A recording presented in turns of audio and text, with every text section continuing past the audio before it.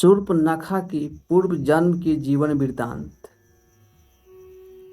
शूर्पणखा इंद्रलोक की एक अप्सरा थी जिसका नाम था नयनतारा। नयनतारा को भी इंद्रलोक में रंभा, मेनका आदि के सम्मान प्राप्त था और वह भगवान इंद्र की सबसे प्रिय अप्सराओं में से एक थी।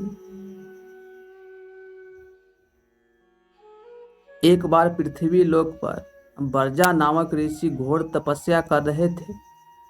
उनकी तपस्या के प्रभाव से तीनों लोकों में हलचल उत्पन्न हो गई, जिससे देवराज इंद्र को अपना इंद्रासन खोने का भय सताने लगा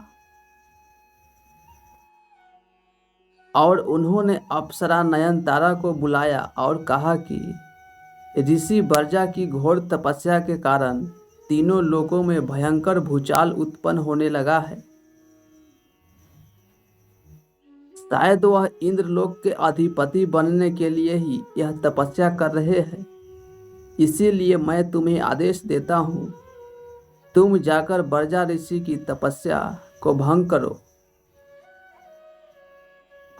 इंद्रदेव का आदेश पाकर नयनतारा उस स्थान पर पहुंची जहां ऋषि बर्जा तपस्या कर रहे थे। नयनतारा की शक्तियों और सौंदर्य के कारण बर्जा ऋषि की तपस्या भंग हो गई, किंतु उन्होंने अप्सरा नयनतारा को एक भयंकर श्राप दे दिया और कहा, तुमने मेरी जो तपस्या भंग करने का दुस्साहस किया है, इसके लिए तुम राक्षस योनि को प्राप्त करोगी। यह सुनकर नयनतारा ऋषि के चरणों में गिर पड़ी और हाथ जोड़कर बोली, हे ऋषि, इसमें मेरी कोई गलती नहीं है। मैं तो अपनी स्वामी इंद्रदेव के आदेश पर आपकी इस तपस्या को भंग करने के लिए आई थी। मेरा इसमें कोई दोष नहीं है, मुझे क्षमा कर दीजिए।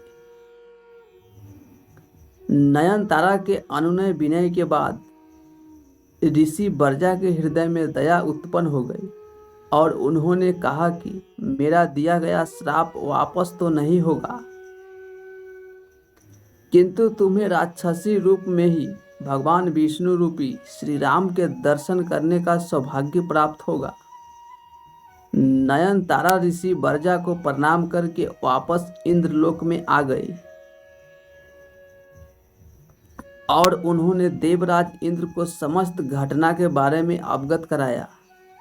तब भगवान इंद्रदेव ने उन्हें अप्सरा स्वरूप त्याग कर केकसी और महर्षि विश्वा की पुत्री के रूप में जन्म लेने के लिए कहा।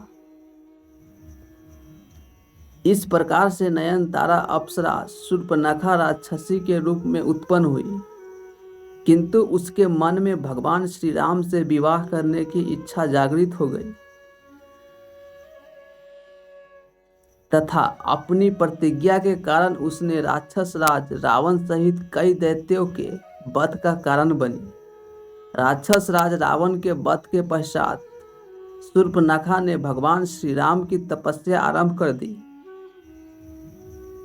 भगवान श्री राम ने प्रसन्न होकर शूर्पणखा को दर्शन दिए और कहा, जब तुम द्वापर युग में कुब्जा के रूप में जन्म लोगी, उस युग में मैं तुम्हारा कल्याण करूंगा।